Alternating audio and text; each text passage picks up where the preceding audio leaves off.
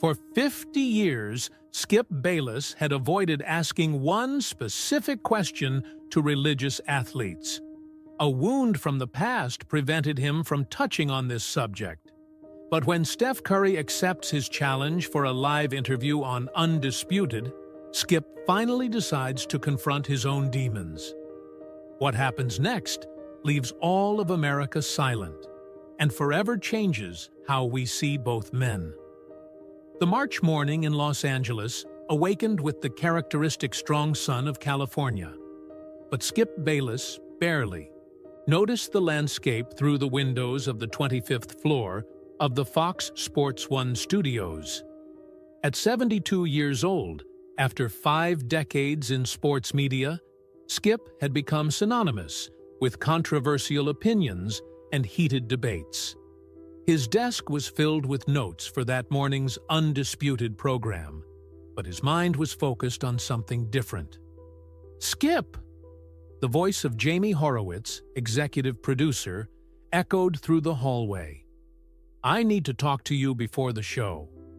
Skip adjusted his characteristic red tie and walked to Jamie's office.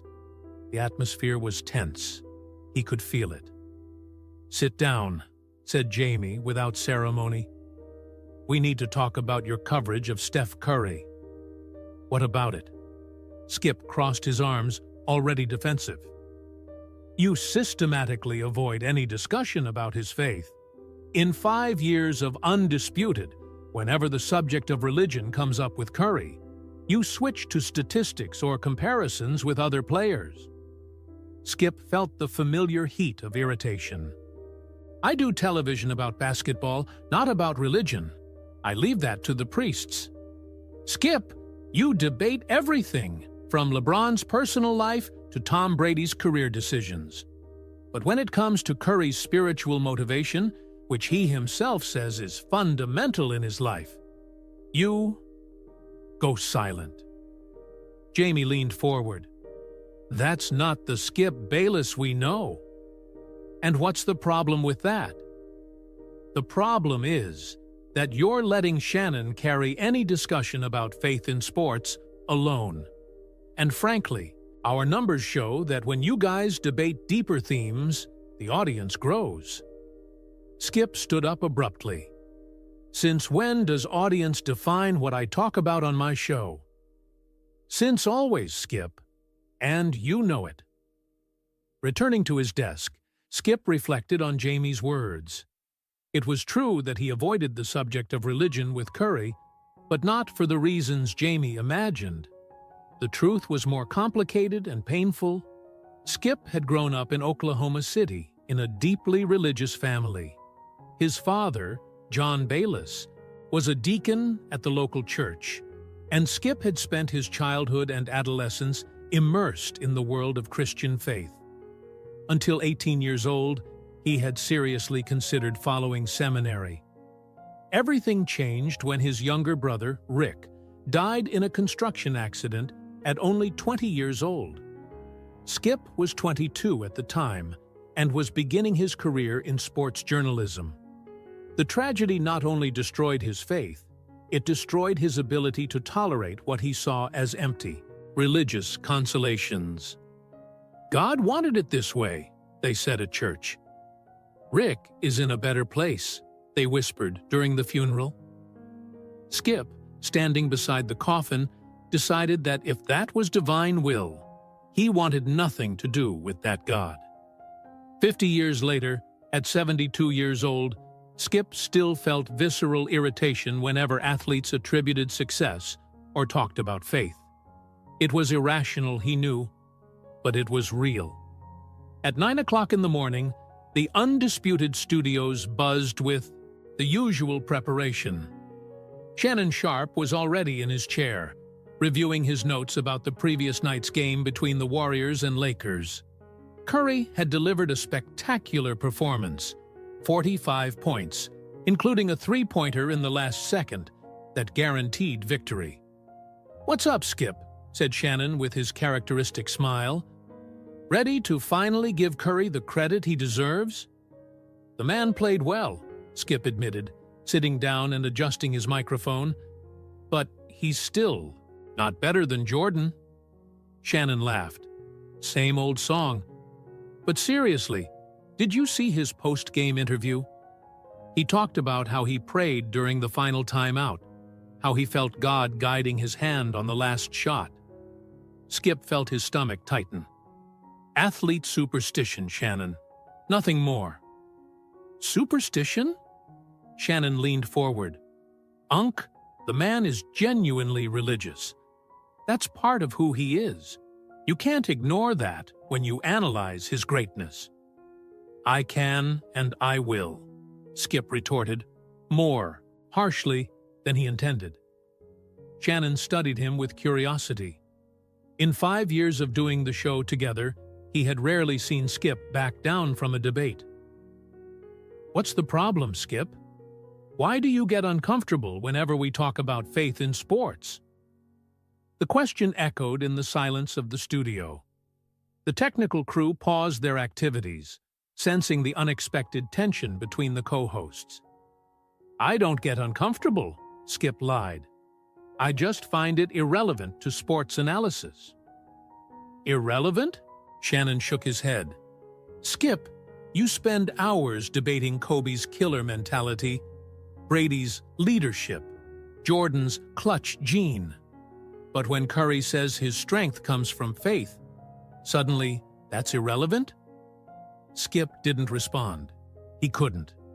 How could he explain that 50 years of journalistic career had been partially motivated by a rage he had never been able to resolve? You know what? Said Shannon, looking directly at Skip. I think you should interview Curry, face to face. Ask the tough questions you always ask. Shannon? No, seriously, Skip. You're the master of provocative questions. Why not use that to truly understand what drives this guy? The suggestion hung in the air like a challenge. Skip knew Shannon was right. He had spent decades confronting athletes with tough questions about everything except faith. Maybe I'll do that, said Skip, surprising himself. Shannon smiled. Now we're talking. Imagine this. Skip Bayless versus Steph Curry. Debate about faith and basketball. That would be historic television. While the technical crew made the final adjustments for the live show, Skip looked at his notes about Curry.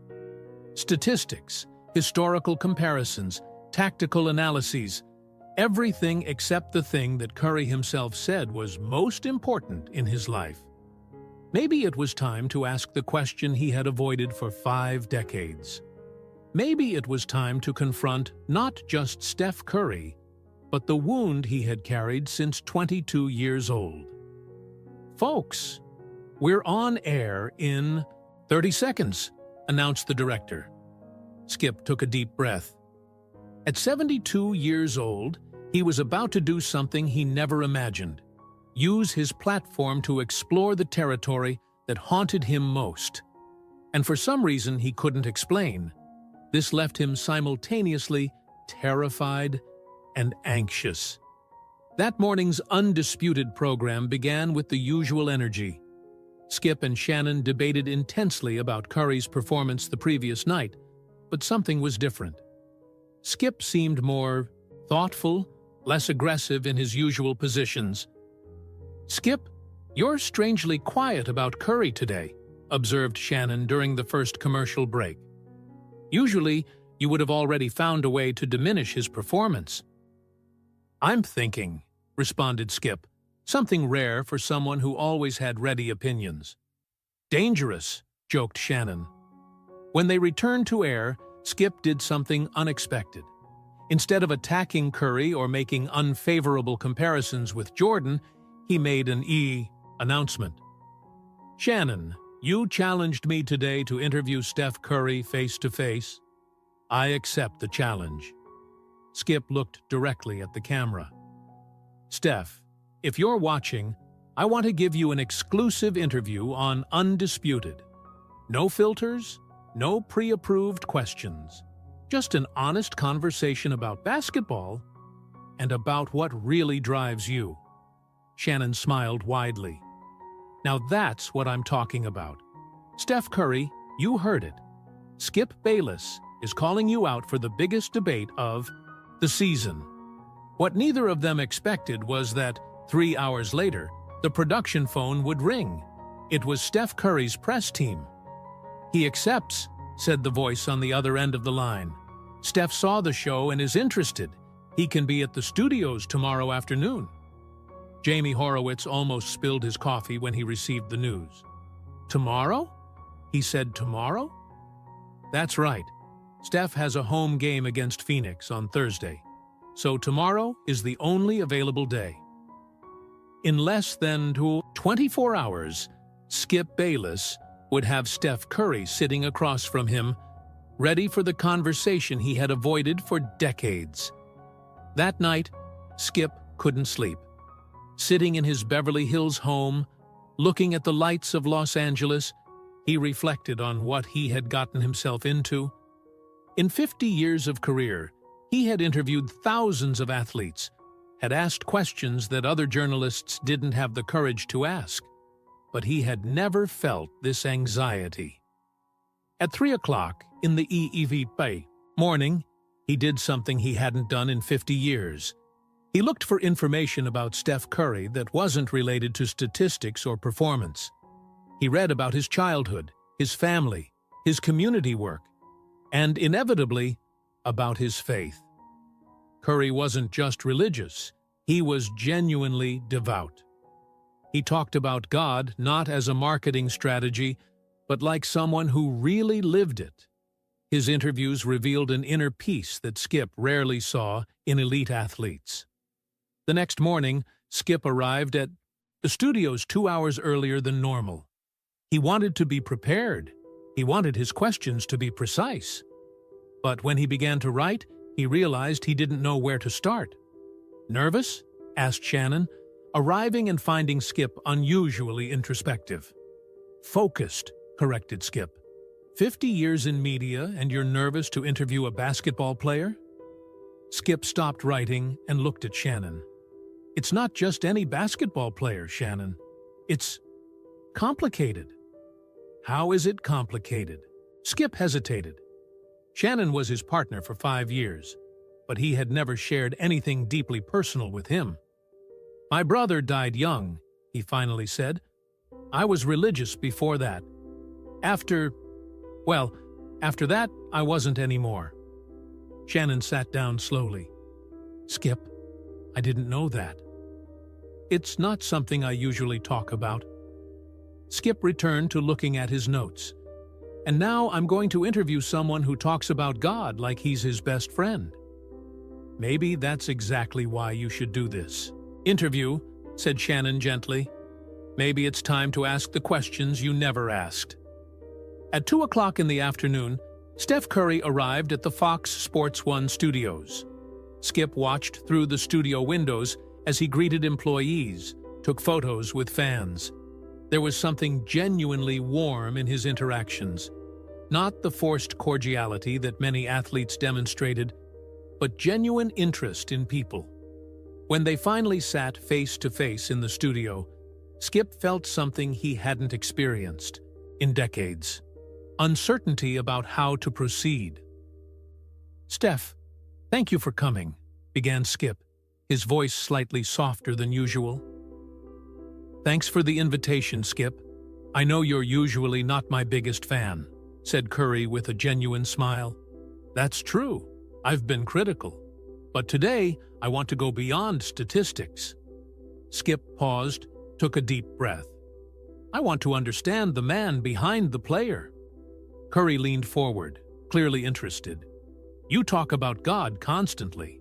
In interviews, social media. You even tattooed Bible verses.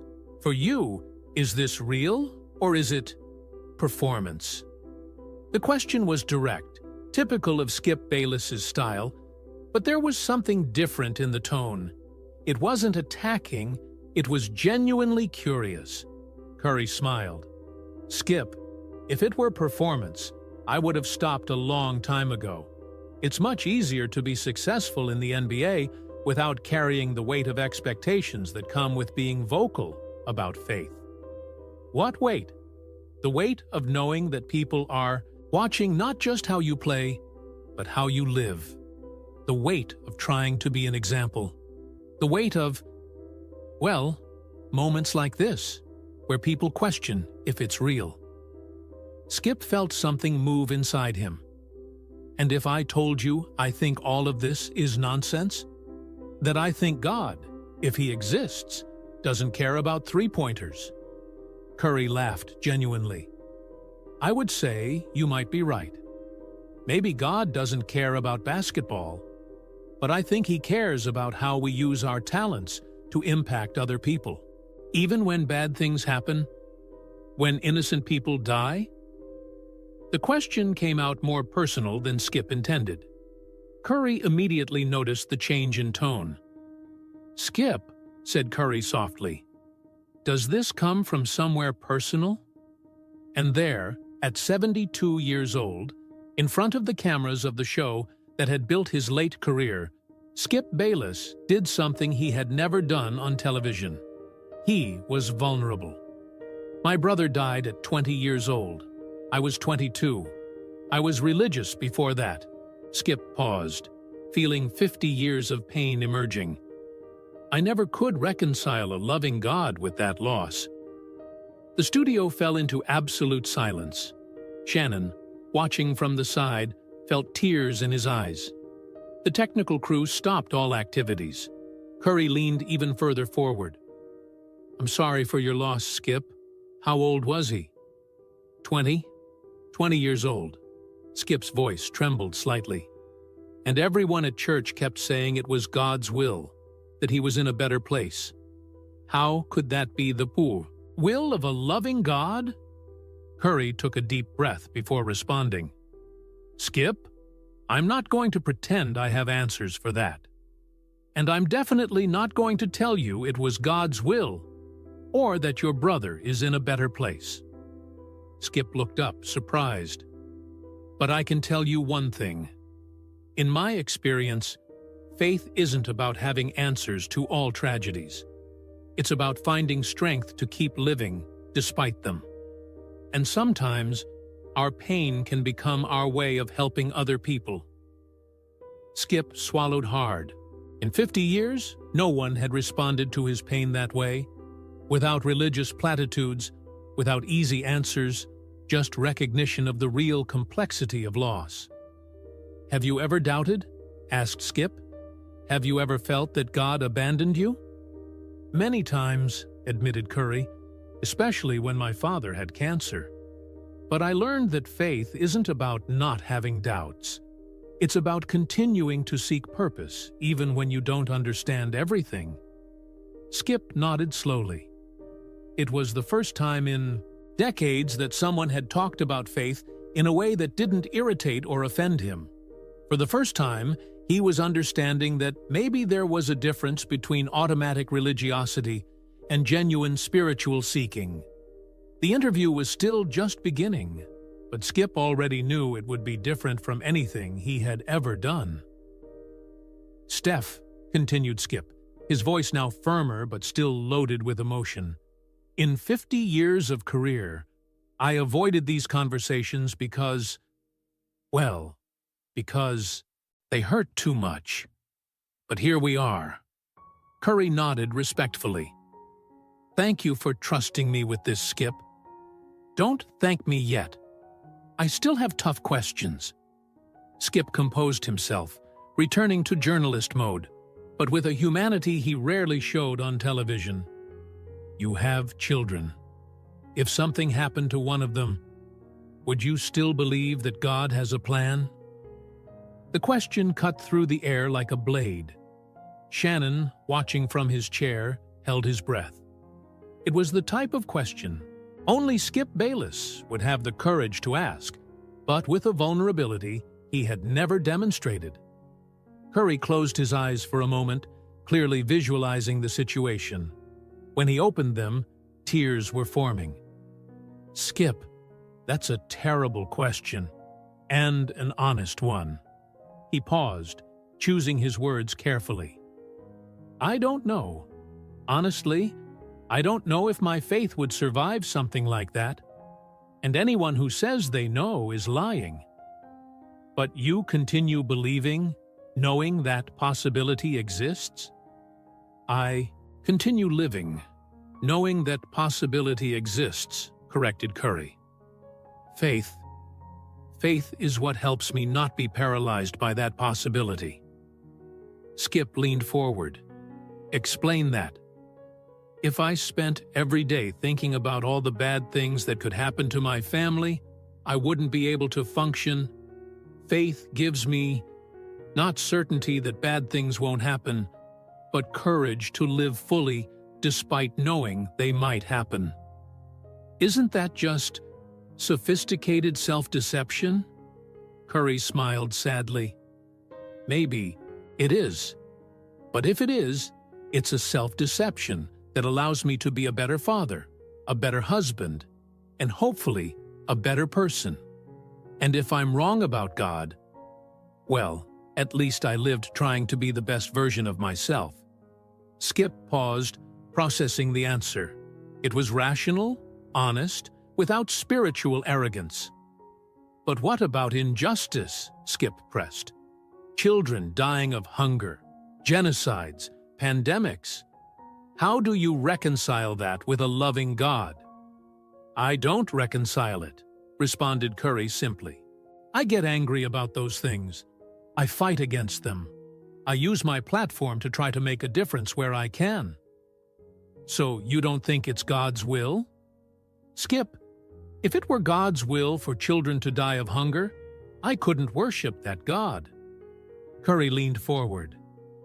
I think suffering exists, and our responsibility is to fight against it, not rationalize it. Skip felt something changing inside him. For 50 years, he had assumed that religious people simply accepted suffering as part of some divine plan. But Curry was describing something different, a faith that fights against suffering instead of accepting it. So you question God? Constantly. I think God prefers our honest questions to our fake obedience. And if you're wrong? And if there is no God? Curry thought for a long moment. Then I will have lived trying to love my family, help people in need, and use my talents for something positive. I don't regret that. Skip leaned back in his chair.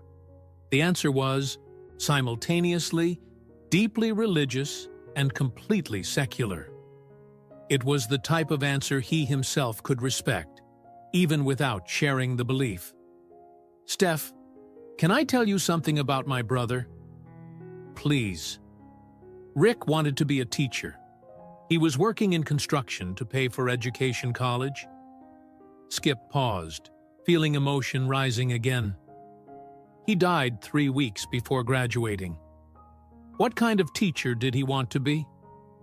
Special education. He said he wanted to work with children that others considered different. Skip smiled for the first time when talking about Rick in decades. He was a genuinely good person. It sounds like he was, said Curry softly. And it sounds like he had a lasting impact on you, even after so much time. How so? Skip, in 50 years of career, you became famous for defending underdogs, for questioning authorities, for not accepting easy answers. Curry paused. Sounds like your brother's influence to me. Skip felt genuine tears forming. He had never thought about it that way. Maybe, continued Curry, the way we honor people we've lost isn't by understanding why we lost them, but by living in a way that reflects what they taught us. Do you think Rick would be proud of who I became? You spent 50 years fighting for truth, questioning powerful people, and refusing to accept superficial answers. If I were your younger brother, I would be very proud. Skip couldn't respond immediately. Shannon, watching, dried his own eyes. The entire studio crew was visibly emotional. "Steph," said Skip finally, "you didn't convert me. I still don't believe in God." "I wasn't trying to convert you, Skip. I was just trying to be honest about my own journey. But you helped me understand something." Skip paused, organizing his thoughts. Maybe the question isn't whether God exists, but how we live in a way that honors the people we love. That's a beautiful way to put it. Skip looked directly at the camera. Rick Bayless died at 20 years old, 50 years ago. And today, for the first time, I was able to talk about him without anger. He looked back at Curry. "Thank you for that. Thank you for sharing him with me, Skip." The interview continued for another 20 minutes, but the defining moment had already happened. Skip Bayless, known for heated debates and inflexible positions, had found space for nuance, for vulnerability, for growth. And Steph Curry had shown that authentic faith doesn't fear difficult enough questions. It embraces them. The interview ended at 4:30 in the afternoon, but Skip remained in the studio for another hour, sitting in silence while the crew dismantled the equipment. Shannon approached, clearly still impacted by what he had witnessed. "Skip," said Shannon softly, "in 5 years working together, I've never seen you like this." "Like what?" "Human," responded Shannon with a gentle smile. "I always knew there was more depth in you, but we had never gotten there." Skip nodded, still processing everything. 50 years avoiding a conversation, Shannon. 50 years. And it was worth waiting for. That was more than television, Skip. That was real. When Skip finally arrived home in Beverly Hills that night, he found 347 messages on his phone. The interview had gone viral while it was still on air. Clips from the conversation already had millions of views on social media. But the messages that impacted him most weren't from media, colleagues, or TV executives. They were from ordinary people sharing their own stories of loss and faith. "Skip, I lost my 16-year-old daughter last year. Your conversation with Curry helped me understand that I can honor her without understanding why she's gone. I've been a pastor for 20 years, and your questions helped me think about faith in a more honest way. Skip, I'm an atheist like you, but Curry's response made me respect religious people for the first time. One message, in particular, made him stop everything he was doing. Mr. Bayless, I'm a special education teacher. For 30 years, I've taught children with special needs, inspired by people like your brother Rick, who see value where others don't see it. Thank you for sharing his story. He's still making a difference through you." Skip sat in his favorite armchair, looking at the lights of Los Angeles. For the first time in decades, he thought of Rick not with pain, but with gratitude for having known someone so special, even if for such a short time. His phone rang. It was Steph Curry. "Steph? Hi, Skip. I hope I'm not calling too late." "No, you're not. Actually, I was thinking about our conversation." "Me too. I wanted to thank you for the honesty today. I know it wasn't easy." "You surprised me, Steph. For years, I assumed religious people were simplistic, naive." Curry laughed softly. "Some of us are. But I think real faith has to face difficult questions, otherwise it's not very useful. Can I ask you something?" "Sure. Do you really believe that your brother is still making a difference through you?" Curry paused. "Skip, I don't know what happens after death. Nobody knows for sure. But I know that the people we love leave marks on us. And when we live in a way that honors those marks, well, in a certain sense, they continue living." Skip felt peace in a way he hadn't experienced in 5 decades. Thank you, Steph, for everything. Thank you for reminding me that the best conversations happen when we stop trying to be right and start trying to understand. The next morning, Skip arrived at the Fox Sports 1 studios to find a crowd of journalists and cameras waiting. The interview had become national news, and everyone wanted to talk to him about the new Skip Bayless. "Skip!" shouted a CNN reporter. "How do you feel about going viral for showing vulnerability?" "Skip!" called another from ESPN. "Does this change your approach on Undisputed?" But the question that impacted him most came from a young journalist from the LA Times. "Mr. Bayless, in 50 years of career asking tough questions, how was it being on the other side?" Skip stopped and thought carefully.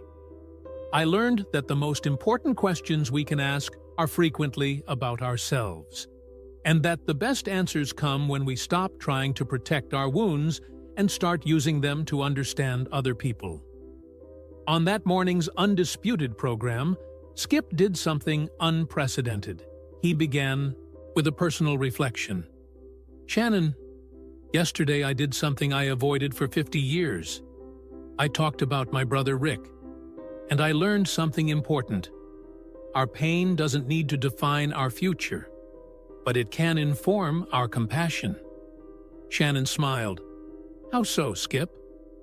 "For decades, I used my pain as a barrier.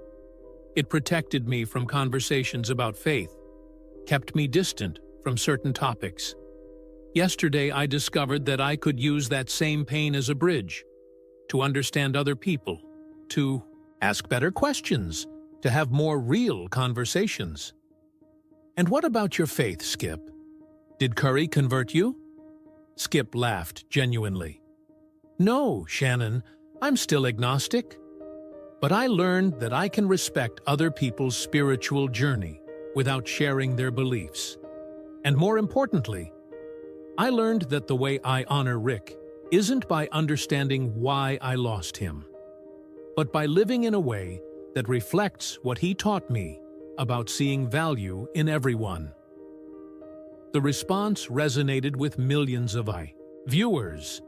In the following days, Undisputed experienced the highest audience ratings in its history, not because Skip had changed his opinions about basketball, but because he had shown a humanity that connected with people who also carried pain.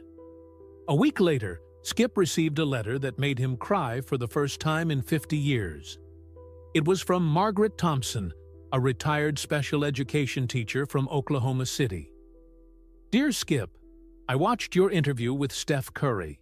I worked in special education for 40 years, and I often tell parents that their special children make a difference in ways we'll never completely understand. You honored your brother Rick by using your platform to defend underdogs and question injustices. He would be proud. With love, Margaret." Skip kept the letter in his wallet. For the first time in decades, he didn't feel anger when he thought of Rick. He felt gratitude for having known someone so special, for having learned from him, and for finally understanding that the best way to honor those we've lost is to live in a way that reflects what they taught us about love and purpose.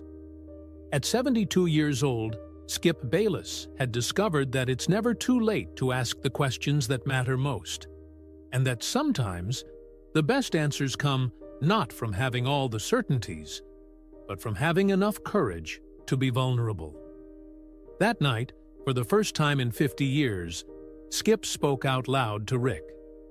"Hey, little brother, it took me a while, but I'm finally proud of the man I became. And I think you would be too." Outside his window, the lights of Los Angeles shone like earthly stars, and Skip finally felt peace.